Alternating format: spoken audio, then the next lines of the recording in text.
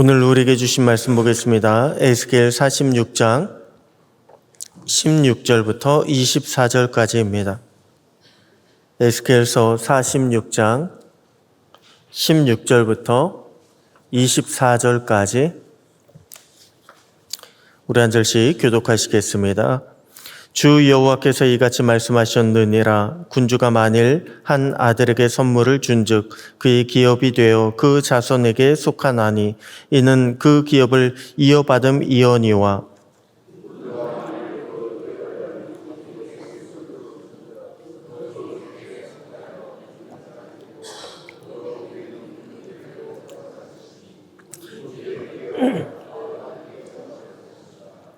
군주는 백성의 기업을 빼앗아 그 산업에서 쫓아내지 못할지니 군주가 자기 아들에게 기업으로 줄 것은 자기 산업으로만 할 것임이라. 백성이 각각 그 산업을 떠나 흩어지지 않게 할 것이니라.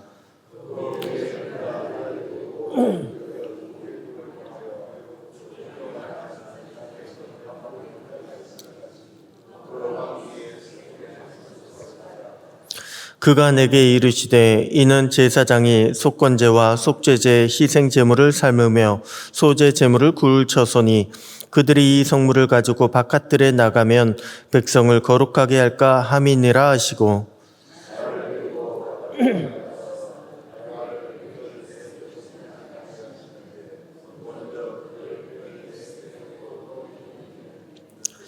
뜰의 네 구석 안에는 집이 있으니 길이는 40척이요 너비는 30척이라. 구석의 네 뜰이 같은 크기며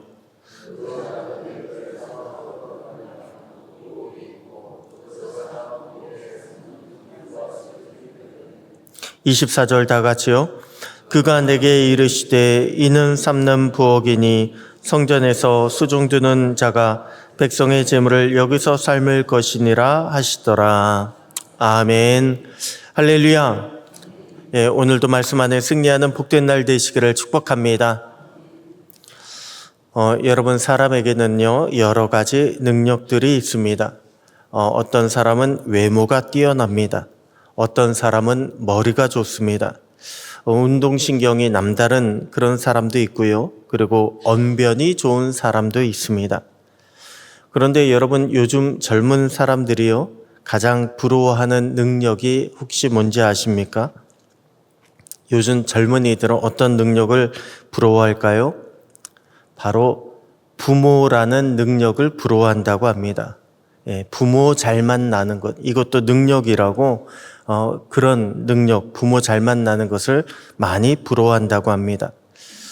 여러분, 이것이 우스갯소리 같지만요 갈수록 빈부격차가 벌어지는 세상 속에서 내가 부모만 잘 만났어도 라고 생각하는 젊은이들이 적지 않이 많은 것 같습니다.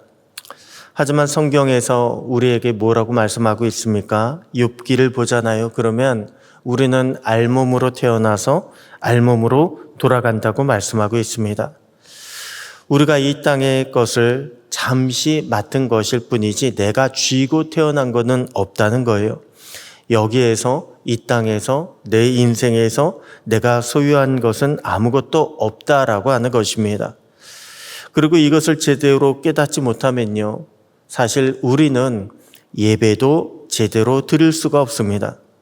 왜냐하면 예배는 모든 것의 주인이 되시는 하나님을 고백하며 예배하는 것이 예배이기 때문에 그렇습니다. 내 것이 내 것이 아니라 하나님께서 맡겨주신 것이다. 이것은 하나님의 것이다 라고 하는 것을 깨닫지 못하면요 예배 드리는 내 시간도 아깝게 느껴집니다. 예배 때 드리는 내 물질도 아깝게 느껴집니다. 예배 드릴 때 오직 그런 사람은 내가 받을 축복에만 관심이 있습니다. 그러면 우리는요 하나님을 위한 온전한 예배를 드릴 수가 없습니다. 예배에 실패하게 된다는 것입니다. 예배 회복에 대해서 말씀 중인 에스겔서에서도요 이것을 말씀해 주고 있습니다. 우리가 가진 모든 것이 내 것이 아니라 주님의 것임을 깨달으라. 오늘 본문은 우리에게 이렇게 말씀을 주고 있습니다. 오늘 본문 시작인 16절 보니까 16절은요 군주의 기업에 대해서 말씀을 주고 있습니다. 그런데 하나님은 군주가 아들에게 선물을 주는 경우와, 여기서 선물은요, 기업을 의미합니다. 한마디로 땅을 의미하는 거예요. 그리고 종에게 선물을 주는 경우, 여기서 종은요, 일반 노예가 아니라 왕의 신하를 의미합니다. 이 둘을 명백하게 구분하고 있습니다. 군주가 아들에게 준 기업은요, 영원히 아들과 그 자손의 소유가 된다고 했습니다. 하지만 군주가 종에게, 신하에게 준 선물은 희년이 될 때에 다시 군주나 그의 자손의 소유로 환원된다고 합니다. 자, 신하가 군주에게 선물로 받은 땅은요, 영원히 준 것이 아니라는 거예요. 잠시 위탁한 것이라는 것입니다. 여러분 성경에 보잖아요. 그러면 성경은 하나님과 우리와의 관계를 임금과 종, 임금과 신하의 관계로 종종 비유하고 있습니다. 그리고 성경 비유에 등장하고 있는 임금은요, 절대 권력자예요. 또한 1만 달란트 비유에서 알 수 있듯이 비유 속에 등장하는 임금은요, 왕은 상상할 수 없는 부자입니다. 나라의 모든 것을 다 소유했습니다. 어쩌면 신하는 정말로 열심히 충성하고 노력해서 임금으로부터 선물을 받았는지도 모릅니다. 그래서 자신이 임금에게서 받은 선물은 정당하게 얻은 내 것이다. 내 힘으로 정당하게 얻은 내 것이니까 이것은 영원히 내 것이 될 것이다 라고 생각할 수 있을지 모르겠습니다. 하지만 신하는요, 영원히 선물 받은 것이 아닙니다. 희년이 되면 다시 임금의 집에 돌려줘야 되는 한시적인 선물을 받은 것입니다. 여러분, 우리도 마찬가지입니다.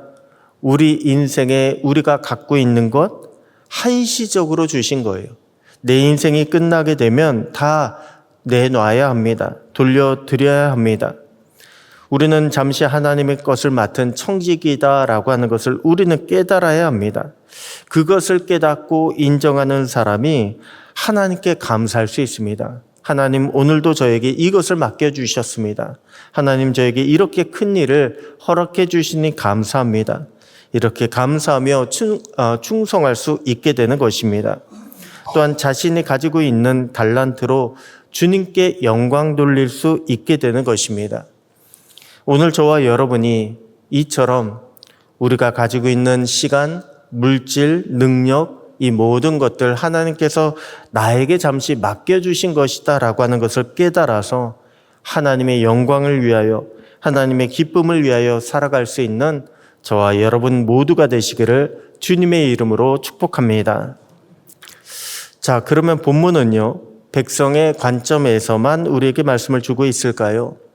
아니요, 이 땅에서 군주처럼 살아가고 있는 권력자들에게도요, 말씀을 주고 있습니다. 어떤 말씀이요?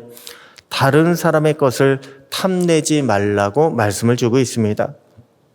오늘 본문 18절 보니까 군주는 백성의 기업을 빼앗아 그 산업에서 쫓아내지 못할지니 군주가 자기 아들에게 기업으로 줄 것은 자기 산업으로만 할 것임이라. 백성이 각각 그 산업을 떠나 흩어지지 않게 할 것이니라 라고 말씀을 주고 있습니다. 하나님은 군주가요, 백성의 기업을 빼앗아 그들이 조상들에게서 물려받은 땅에서 쫓겨나는 일이 있어서는 안 된다고 분명히 경고하고 계십니다. 왜냐하면 이러한 욕심은, 이러한 군주의 탐욕은요, 하나님의 공동체, 하나님의 나라를 무너뜨리는 죄가 되기 때문에 그렇습니다. 요즘 우리가 다루고 있는 열왕기상의 아합 왕이 바로 그러했습니다. 이스라엘의 왕 아합은요, 나봇의 포도원을 탐냈습니다. 그래서 나봇에게 가서 팔라고 제안을 합니다. 하지만 나봇이요, 그것을 거절합니다. 그러자 어떻게 한 줄 아십니까? 거짓 증인 2사람을 내세워서 나봇을 죽이고요, 포도원을 차지합니다. 그런데 그 사건은 하나님 보시기에 너무나도 악했습니다. 그렇지 않아도 많이 악한 왕이었는데 아합 왕이 무너지게 된 가장 결정적인 원인은요, 나봇의 포도원을 빼앗은 것에 있었습니다. 나봇의 포도원을 빼앗음으로 말미암아 아합과 그 가문은요 하나님 앞에 심판받고 말았습니다. 여러분, 탐욕이라고 하는 것, 이것은요 단순한 도덕적인 실패가 아닙니다. 우리의 예배를 무너뜨리게 만드는 굉장히 심각한 죄입니다. 오늘날 우리는 가진 것을 자랑하고 남의 것을 시기하는 탐욕의 시대를 살아가고 있습니다. 그렇지 않습니까? 얼마나 많은 것들 서로 자랑하고 비교하고 그리고 시기하고 살아가고 있습니까? 오늘 우리는 이러한 시대를, 이러한 죄 가운데 살아가고 있다라고 하는 것을 깨달아서 나도 거기에 물들지 않도록 탐욕의 유혹을 물리쳐야 합니다. 그렇게 깨끗한 마음으로 온전히 하나님께 집중하며 예배에 성공하는 저와 여러분 되시기를 주님의 이름으로 축복합니다. 그래서 본문은 우리에게요 더욱 거룩을 지키는 데 힘쓰라고 말씀을 주고 있습니다. 오늘 본문 19절부터 마지막까지 보면요 제사장의 거룩한 방과 제물을 삶는 부엌을 소개하고 있습니다. 제사장의 거룩한 방에서는 속죄제와 속건제의 제물을 삶고 또한 소제물을 굽는다고 했습니다. 왜 제사장의 방에서 제물을 삶고 구울까요? 바로 백성들과의 접촉을 피하기 위해서 그렇습니다. 접촉을 피해서 그 제사장의 거룩을 유지하기 위해서 그렇게 명령을 주셨던 것입니다. 하지만 성전에는요 그렇게 백성들과의 접촉을 금하는 것만 말씀하고 있지 않습니다. 백성들의 제물을 삶기 위한 부엌이 따로 존재했습니다. 자, 한마디로 이것은요 우리가 하나님 앞에 나와서 예배 드릴 때에는 하나님만 바라보는 것, 내가 하나님과 1대1로 만나는 그런 거룩도 필요하고 또한 백성들과의 만남, 성도들 간의 그런 거룩한 교제 또한 모두 필요하다는 것을 우리에게 알려주고 있는 것입니다. 하나님을 위한 경건과 또한 백성들과의 화합과 사랑을 나누는 것, 그렇게 드리는 예배를 하나님은 기뻐하신다는 것입니다. 오늘 저와 여러분도 예배 드림에 있어서 우리의 모든 욕심을 내려놓고 또한 주님을 향한 경건과 성도들 간의 화목에 더욱 힘쓸 수 있게 되기를 소원합니다. 그렇게 믿음과 사랑 안에서 우리의 예배가 살아나고 또한 우리의 삶이 더욱 건강해지는 저와 여러분 오늘 하루가 되시기를 주님의 이름으로 축복합니다. 기도하시겠습니다. 하나님 아버지 감사합니다. 오늘의 시간도 주님이 우리에게 맡겨주신 값지고 귀한 시간임을 고백합니다. 우리가 내 욕심과 만족만을 생각하다가 행여나 주님을 놓치는 일이 없게 하여 주시고 오늘도 주님의 것을 맡은 자로서 충성하며 주님을 기쁘시게 만드는 자들이 되게 하여 주시옵소서. 경건을 이루며 승리하게 하여 주시옵소서. 오늘도 예배자의 자세로 우리 주님과 동행하며 주님의 은혜와 평강을 누리는 복된 날이 되기를 소원하고 우리 삶의 모든 것 되시는 살아계신 우리 주 예수님의 이름으로 기도드립니다. 아멘.